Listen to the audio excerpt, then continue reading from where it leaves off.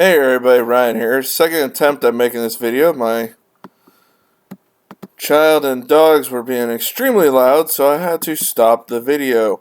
So, second try here. Alright, this is the first time I'm trying this. January 13th, 2021 games. So, this is just a review of what happened, who scored, 3 stars, general stats. Alright. First one, if you are a subscriber, thank you for watching. If you're not a subscriber, hit that subscribe button and hit that notification bell to be notified when I drop new videos, because I'm going to try and do these every day. So, let's begin with the first game of the year, Pittsburgh versus Philly. Alright, first goal of the new NHL season. At 5:12 of the first, Mark Jankowski from Brandon Tanev and Jared McCann. Alright, Philadelphia responded then at 15:11 of the first period. James Van Riemsdyk, a power play goal from Eric Gustafsson and Joel Farabee. Then responded again with 8 seconds left in the first. Nolan Patrick, who is finally back for them after missing all of last season with a migraine disorder. Power play goal from Eric Gustafsson, second assist already, and Joel Farabee's second assist already. Then, in the second period, 3:33 in, Sidney Crosby ties it, power play goal unassisted. He got this goal because there was a weird bounce, and it bounced right to him when the goalie went to play it, and he popped it right in. So, goal for Crosby, first of the year. Later in the second period,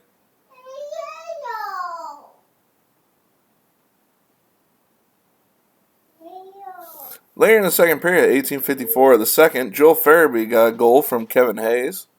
And then in the third period, Pittsburgh responded again to tie it again.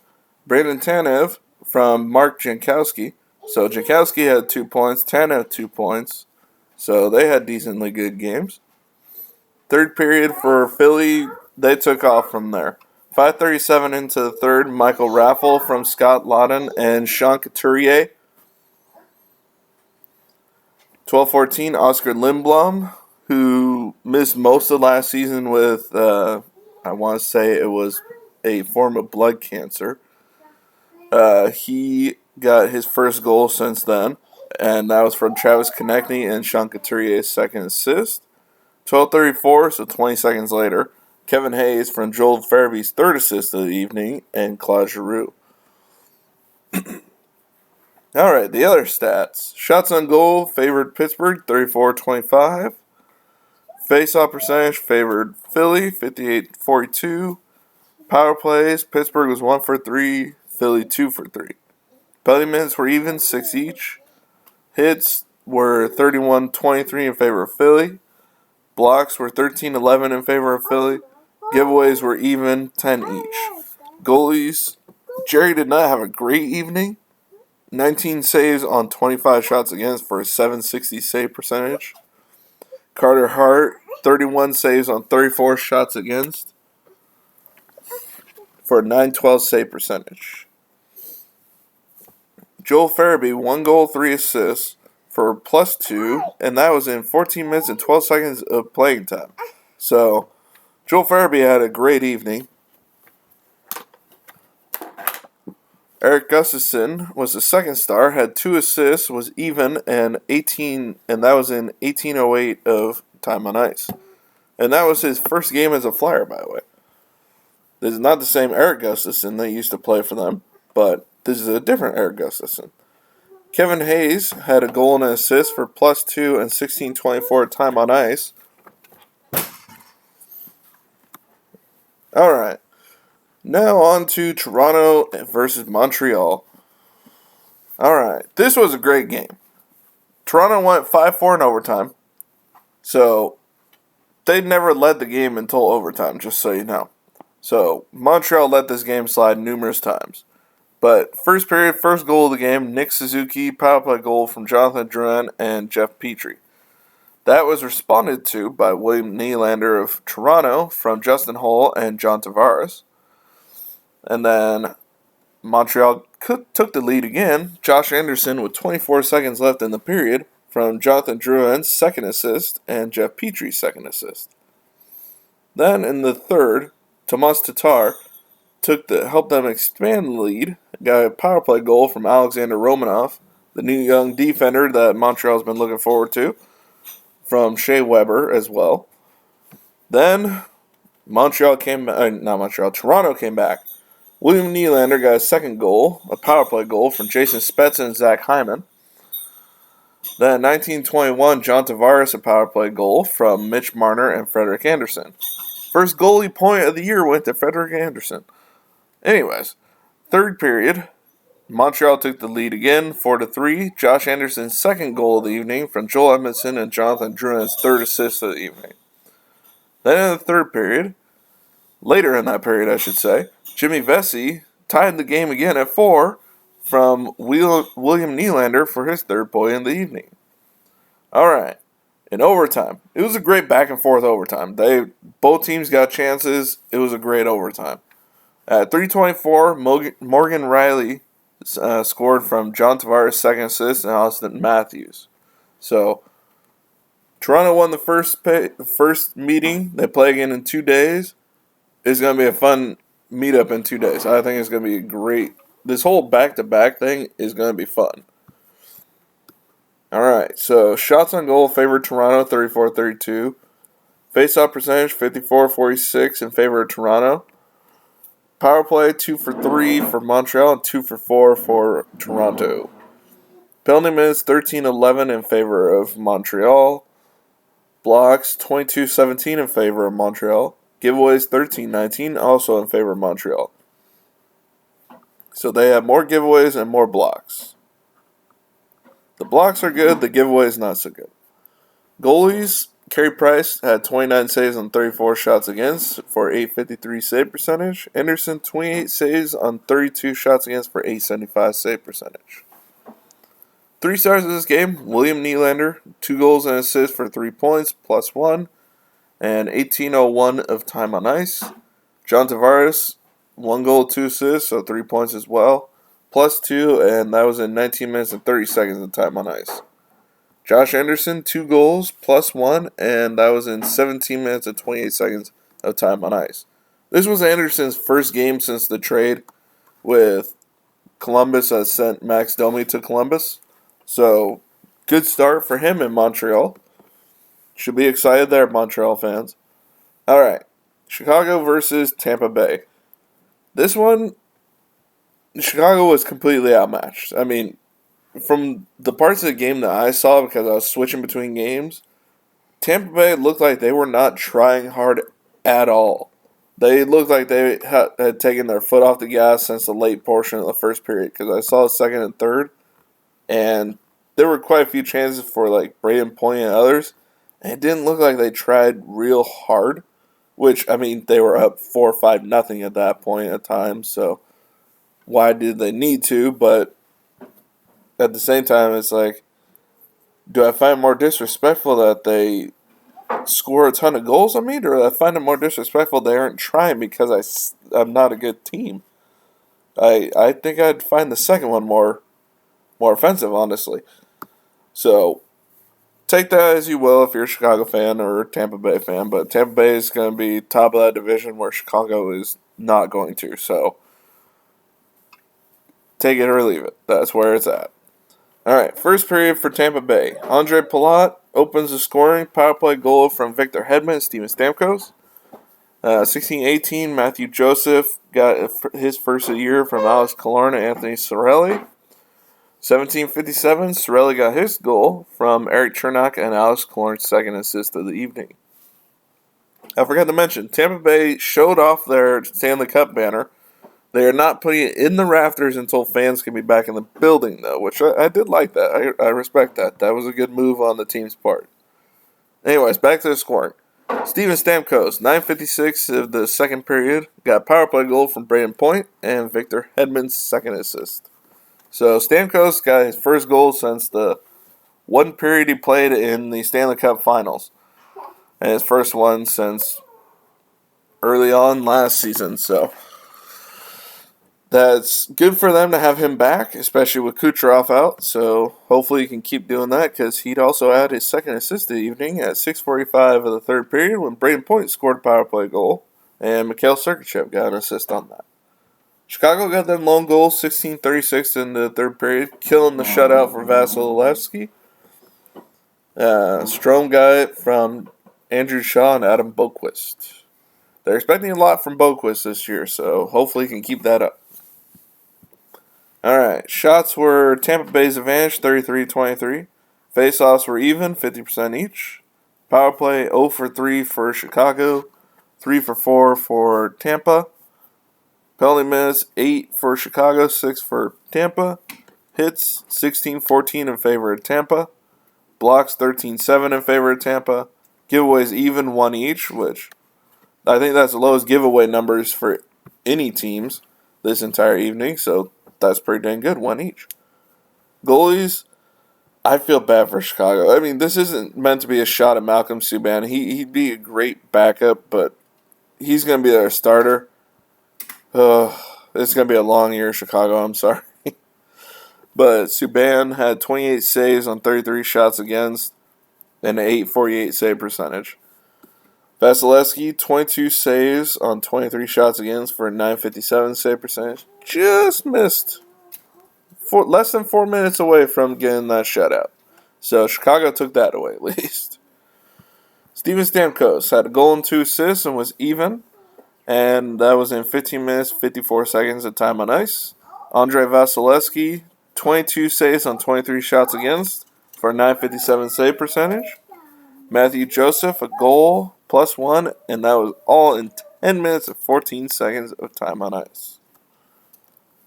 On to the second Canadian matchup, I'm sorry, Montreal was first. The second one, the first Western Canadian matchup. So, Vancouver versus Edmonton. And as you can see, Vancouver won this one 5-3. I think they definitely looked like the better team in this game. I may look very stupid for my prediction that Edmonton's going to finish ahead of them. But that prediction was only because I couldn't pick who was going to make it in this division, and I want to see Calgary versus Edmonton. So, not many people, I can't imagine people not wanting to see Calgary Edmonton play each other in the playoffs. That'd be fun. But anyways, on to this game. These two are rivalry too. So Edmonton versus Vancouver. Vancouver started to score in 15:32 of the first. Bo Horvat from Tanner Pearson. Then in the second period, Kailer Yamamoto scored for Edmonton to tie it up from Leon Draisaitl. And then at 17:19 in the second, Vancouver fans, I'm sure, are excited to see this. Nils Hoglander has his first goal. He's got that donkey off his back already, and it's only the first game of the year. From Tanner Pearson's second assist of the game, alright. So Nils Hoglander, first goal of his career, first game of his career. I believe it was his first shot, too. Or, no, was it? It may have been. But, anyways, rookie, first goal, first game, always exciting. Alright, then third period. You got Edmonton tied it up again with 10 seconds into the third period. Darnell Nurse from Zach Cassian and Ethan Bear. Then that was responded to at a minute 53. Adam Gaudette got his first of the year from Antoine Roussel. Then Vancouver scored again about just under 2 minutes after that. Brock Besser got his first from Quinn Hughes. Then Edmonton brought it to within 1. Adam Larson got his first of the year from Caleb Jones and Dominic Cahoon. If Larson goes with his normals, this is one of maybe 2 or 3 goals on the year. So, don't get used to seeing his name in the goal column, I have a feeling, if he goes off his averages. But still, it's nice to see him score. Then, Brock Besser at 13:46 got his second of the game from Elias Pettersson and Quinn Hughes' second assist. And that is all she wrote for the scoring. Shots, 35-31 in favor of Vancouver. Face-offs, 52-48 in favor of Edmonton. Neither team scored a power play goal. Vancouver 0 for 2, Edmonton 0 for 4. Which means Vancouver had 8 penalty minutes and Oilers had 4. Hits, 19-18 in favor of Vancouver. Blocks, 17-14 in favor of Edmonton. Giveaways, 10-6, also in favor of Edmonton. All right, goalies, Braden Holtby, first game with Vancouver, 22 saves on... Wait, that doesn't make sense. Hold on there. That's wrong. Oops. I'm sorry, I wrote down the wrong amount there. So Edmonton had 3 goals, so 28 saves, I should say, for a .903 save percentage. Sorry about that. Typo. Koskinen had 30 saves on 35 shots against for .857 save percentage. Sorry about that. Brock Besser, 2 goals, +2. By the way, this is where my 3 stars start, not the NHL.com's, because they still, to this point, as of this recording at 10:40 this morning, had not posted 3 stars for this game or the Colorado St. Louis game. So I'm giving first star to Brock Besser, 2 goals, +2, and had 17 minutes and 1 second of time on ice. Quinn Hughes, 2 assists, +2, and 20 minutes, 53 seconds on the ice. And give the rookie who scored his first goal, Nils Hoglander, a 3rd star. So he had 1 goal, +2, and that was in 16 minutes, 23 seconds of time on ice. That's a lot of time for a rookie. His first game to be in 16 minutes and not a defender at that. So that's putting a lot of faith in this guy. So we'll see where he goes throughout the year. I'm sure Vancouver fans are super excited to have him in the lineup and getting his first goal. All right, on to St. Louis versus Colorado. Now, I see why they changed the color scheme for the Avalanche jersey, but let me know in the comments, how did you all feel about that really bizarrely bright blue that they have on their jersey, pants, and socks, and helmet now? I thought that really bright blue that they have now just throws it off to me. I like the old blue the Avalanche had more. It seemed like they were trying to be the Quebec Nordique blue too much.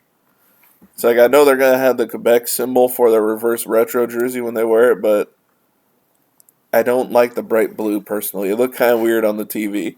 But that's just personal opinion. If you like it, that's great. But let me know what you thought of that new blue on the Avalanche jerseys if you saw that today.